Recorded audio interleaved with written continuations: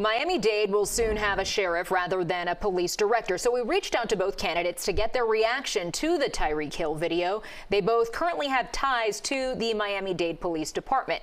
James Reyes is the chief of public safety in Miami-Dade and the Democratic candidate for sheriff. He says his main focus is on transparency, due process, and accountability.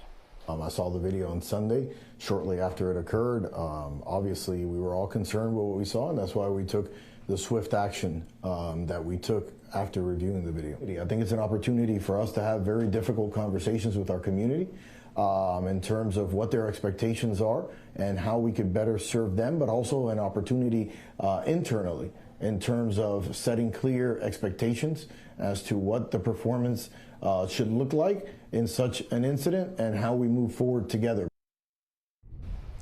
Rosie Cordero-Stutz is the Republican candidate for sheriff and a current assistant director of investigative services at MDPD. She says what she saw on video is unacceptable, but she's still waiting for all the facts. The vehicle was clearly driving at an excessive rate of speed.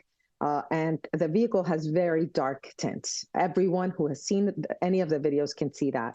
So I think, and we can say that there was clearly the reasonable cause for pulling the individual over at the time.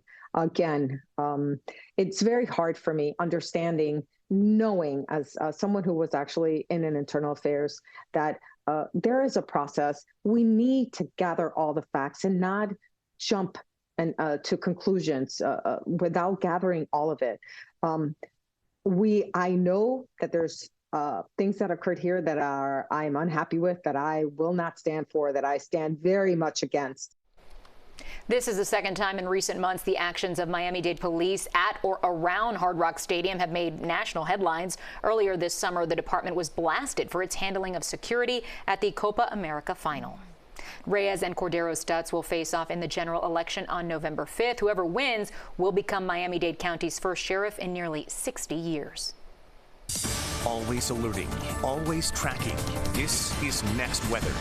Right now, let's take a live look outside. A mix of rain and sun.